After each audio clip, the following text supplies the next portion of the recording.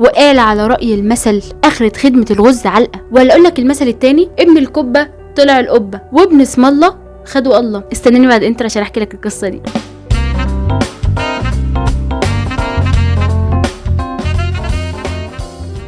السلام عليكم ورحمه الله وبركاته. كتاب من الاخر ورحب بكم، انا مروه خالد ويلا نبدا.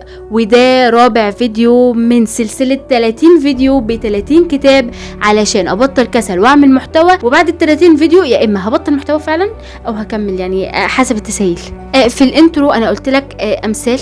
انا ما بعرفش اقول امثال، بس الحلقه ادتني فرصه ان انا اقول امثال واعبر عن عوام الشعب عادي جدا، لان انا من عوام الشعب عادي برضو يعني. المهم يا صديقي، انا بشوف الامثال حاجه روشه جدا. تخيل مثلا معايا هجمع لك قصه او حكمه او نصيحه او حدوته في جمله واحده من كلمتين او 3 بالكتير، وهتسمعها وهتفهم. بحس انه زي شفره او سيم ما بيننا، اي غريب مش عارف يفهمها. وفي اوقات كتير جدا بصراحه بقف قدام امثال ببقى عايزه اعرف مثلا ايه قصه المثل ده، او هو يقصد بيه ايه، او عايز بيه ايه، او الحدوته وراه.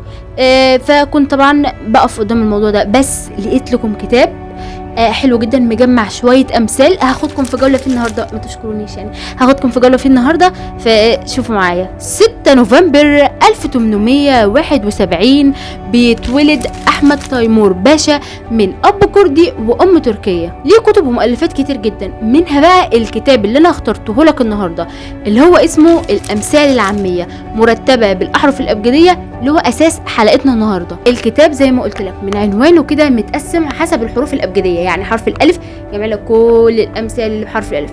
والله هم معديين 500 600 مثل، يعني حاجه كده كتير.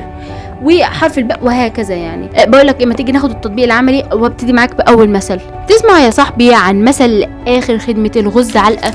والله انا بسمع المثل ده كتير، بس المثل ده بيطلق على صاحبك الندل اللي تخدمه وتعمل معاه الواجب وفي الاخر يوقعك في مصيبه. المثل ده بقى كان بيتقال على مين؟ بص يا سيدي، الغز اللي هم الترك، وقت ما كانوا بيحكموا مصر، المصريين طبعا كانوا بيخدموهم وكانوا بيزرعوا وبيعملوا كل حاجه، وفي الاخر يعني بيتكافئوا بالضرب. فعشان كده اتقال المثل ده. في بقى مثل تاني، وده كنت بصراحه اول مره اقراه في الكتاب، اللي هو ابن الكبه طلع القبه وابن اسم الله خدوا الله. تعال بقى نفسره عشان انت حاسس ان اللوغاريتمات. الكبه يعني الورم الناتج عن مرض الطاعون، خلاصته اللي الناس بتقعد تدعي عليه وتقولوا جاته كبه او جاته طاعون، يعني او كادوا مرض او كده، ويكون مثلا فاسد او وحش، قد يعلو شأنه ويبقى مكانته عاليه وما تصيبوش ولا دعوه من انت دعيتها دي. واللي بتقعد تدعي له وتقول ربنا يحفظه وربنا يحفظه ويحميه وكده، قد يموت. وقد علشان ما بقولش ان كل اللي كده يحصل له كده، عشان ده قدر ربنا ماليش دعوه. هو من الاخر كله قدر ومكتوب وملهاش علاقه. بس لو لاحظت فاولاد الكلب الصهاينه بنقعد ندعي عليهم قد كده ولا دعوه محوق فيهم. فولاد الكبه طلعوا القبه، ان شاء الله يتذلوا. تعالى بقى للمثل اللي جاي ده.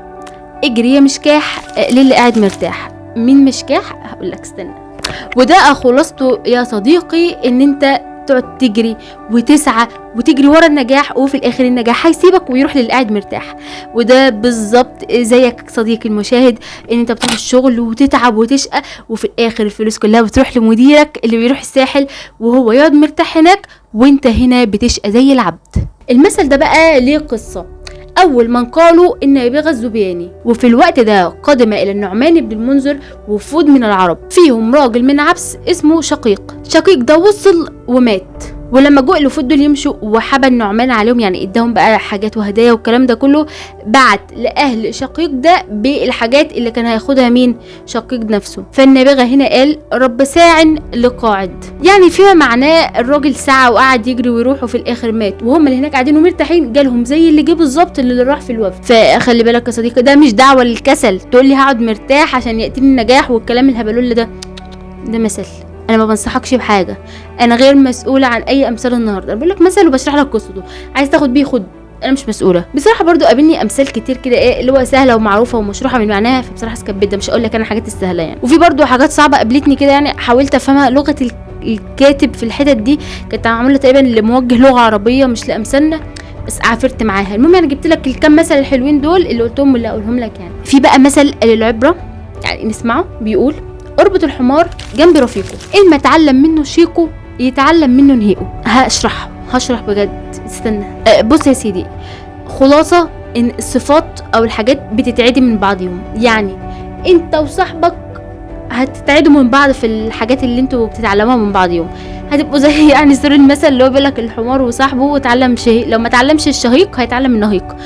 يعني من الاخر راقب صحابك، اول ما تلاقي نفسك اخلاقك باظت اعرف ان انت صاحبت حد بايظ، ابعد عنه. يعني بسيطه. شفت المثل الجاي ده بقى بحكوا لك عشان قصته. المثل بيقول ارقص للقرد في دولته واستنى وافهم. معنى المثل او المقصود بيه ان انت لو في مكان او في دوله ما اعمل اللي يناسب صاحبها، طالما انت ليك مصلحه عنده فاعمل اللي على هواه وخلاص عشان تاخد مصلحتك وتمشي. دي بقى قصه مضحكه شويه يعني، فانا قلت احكيها لك عشان تتعظ. في واحد راح يهنئ وزير بمنصبه الجديد وكده، فكان بقى ايه عايز يظهر بقى الفرحه وكده وانه مبسوط، فحب يجود، قعد بقى يسقف ويرقص. اللي حظه بقى ان الوزير كان عارف المثل ده، فاول ما شافه راح طرده وقال له اطلع بره، عشان هو ايه قال ده بس ده بينفذ المثل ده وبيقول له ارقص للقرد، فهو شبهه بالقرد. الامثال خطيره يا صديقي، خطيره بجد. يعني بجد انت ممكن تروح في داهيه عشان مثل، فخلي بالك. وفي شاعر برضو نظم على المثل ده ابيات، هحطهم لك على الشاشه عشان ما بحبش اقرا شعر، لا بيبان العربي بتاعي انه وحش فراهم. المهم يا صديقي خلي بالك، لا مره ترقص للقرد فيقفشك ويطردك. اعمى الاعور كاس العمى مر، قال له نص الخبر عندي. ده المثل اللي هحكيه لك دلوقتي، وده فيما معناه لما يكونوا اتنين مشتركين في نفس الخيبه والكارثه يعني، بس واحد اقل من التاني فيقول له شايف اللي حصل لي، يقول له اه والله من نفس اللي حصل لك حصل لي بس اقل شويه يعني. وده خيبتك انت وصاحبك اللي انت متلم عليه وبوظك، وانتوا الاتنين في خيبه ووكسه واحده.